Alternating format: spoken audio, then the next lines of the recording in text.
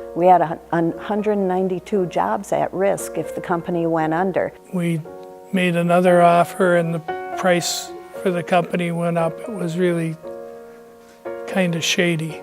It was looking like we'd be closing our doors forever. It became obvious to those of us who were involved in running the company that we were on a path meant for destruction.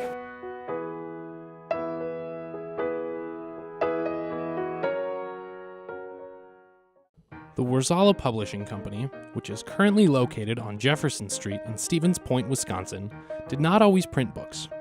The company, started in 1892 by brothers Joseph and Stephen Worzalla, originally printed a Polish newspaper called Rolnik, and there was also a religious and dry goods store located underneath the newspaper operation. The first location of the company was on the corner of Main and 3rd Streets in downtown Stevens Point. There was a dry goods store, a religious and dry goods store in the lower level, and the printing and publishing operation was on the top floor. The company was a success, and soon the brothers started a second newspaper, Gwiazda Polarna, which was the first foreign language newspaper that also included an English page. The success of the two papers also allowed the Worzalla Company to start focusing on another venture, book printing. Around World War II, the company started really expanding into its printing and bookbinding activities. And they actually opened a new company called National Bookbinding Company. And the printing operation was done at Worzalla Publishing, and then the binding was a company called National Bookbinding. As more and more Polish immigrants in the Stevens Point area began to learn English, Gwiazda Polarna dropped in popularity, and Worzalla became more and more focused on books. When I joined Worzalla in 1973, the Polish newspaper was one department in the company and a small part of the business. The growing, thriving part of the business was the book manufacturing operation. The company kept growing, and eventually it became difficult for the Worzalla family to keep control of their own company. You know, we were going great, actually, but we couldn't keep up with the orders and things like that. We needed new equipment, we needed a lot of capital investment into the company, and the Worzalla family just didn't have the means to do it. Also, Skip Worzalla, who was the president of the company at that time, was in failing health, and he was looking forward to retiring a little early. So I think the family made the decision that they needed to sell the company for the good of the company. Worzalla was sold to two investors with the understanding that the investors would nurture the company and continue to help it grow. It soon became apparent, however, that these investors had other plans. The company was eventually sold by the Worzalla family to two investors from Chicago who invested in companies as part of their business. They bought the company, and the new owners really didn't have the best interests of the company at heart. I think they wanted to be in the publishing business, and I don't know if they ever really understood we were in the book manufacturing end of publishing, which is, you know, a little bit different and required a lot of capital and a lot of equipment.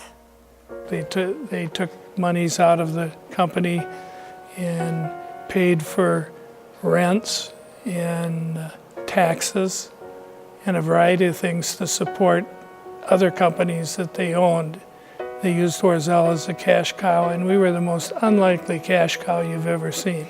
We checked to make sure that the funding and the financial reports that we got from the two investors from Chicago were accurate, and we hired the accounting firm of Arthur Young to go in and do an audit for us. And they came back and said, we don't know where these numbers came from, but our investigation of the company shows that you'll be under in a month. The business part of the company seems to be going very well. The financial end of the company is not going well at all. And it became obvious to those of us who were involved in running the company that we were on a path meant for destruction. The management at Worzalla was becoming increasingly desperate and attempted to buy back the company from the investors. We put in an offer to the outside investors in which we put a number down on paper and said we'd like to buy it for this amount. And it was the managers of the company and the owners said we won't consider it. If it were an employee buyout, we would consider it.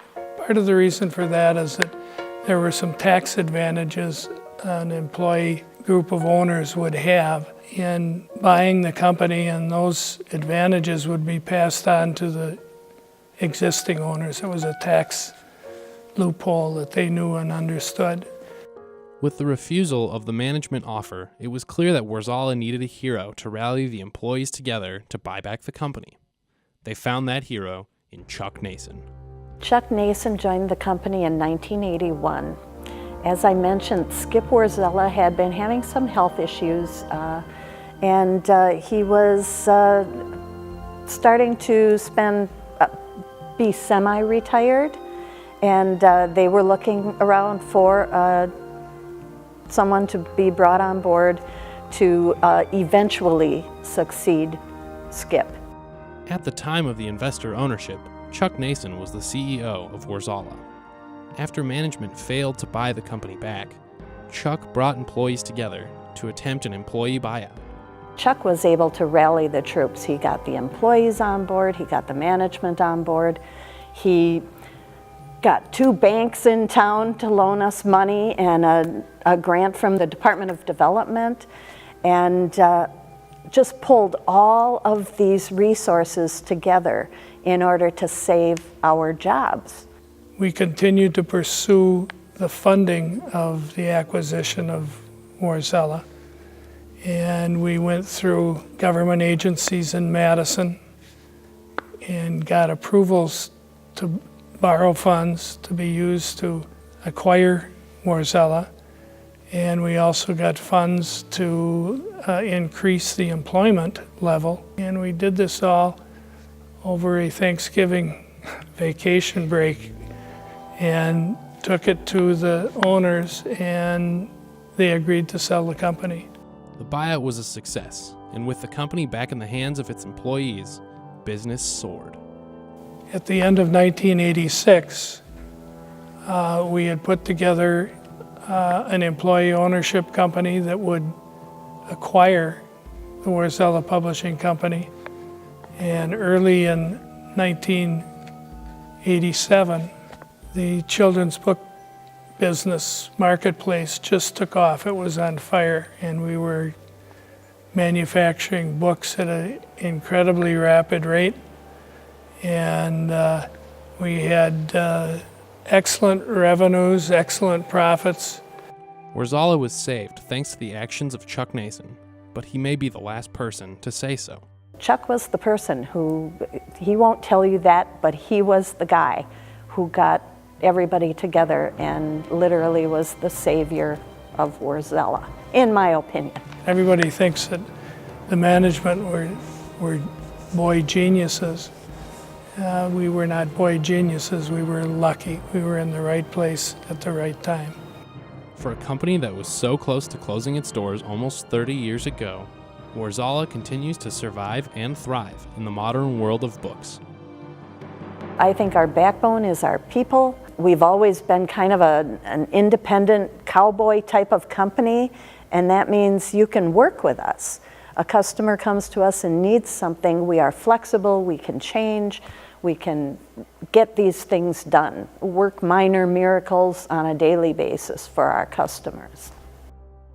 We are a very high-end book manufacturer with great relationships with the biggest publishers in the world, and they come to us to do their very high-profile and very important titles. Worzalla doesn't plan to go away anytime soon. The company will celebrate their 125th anniversary in the summer of 2017 and have big plans moving into the future. It's very clear that the printed book is not going away. So we're excited about that, and our growth, we see great possibilities for the future. We're always into big planning at Worzalla. Obviously, we want to keep the company growing. We are publishing today. A lot of people think the book is dead or dying. In fact, I don't think that's the case at all. I think study after study has proved that people like books for a different reason than they like their technology. And I think there will always be a place for the printed book in the world. And I hope Worzalla is there to keep printing them.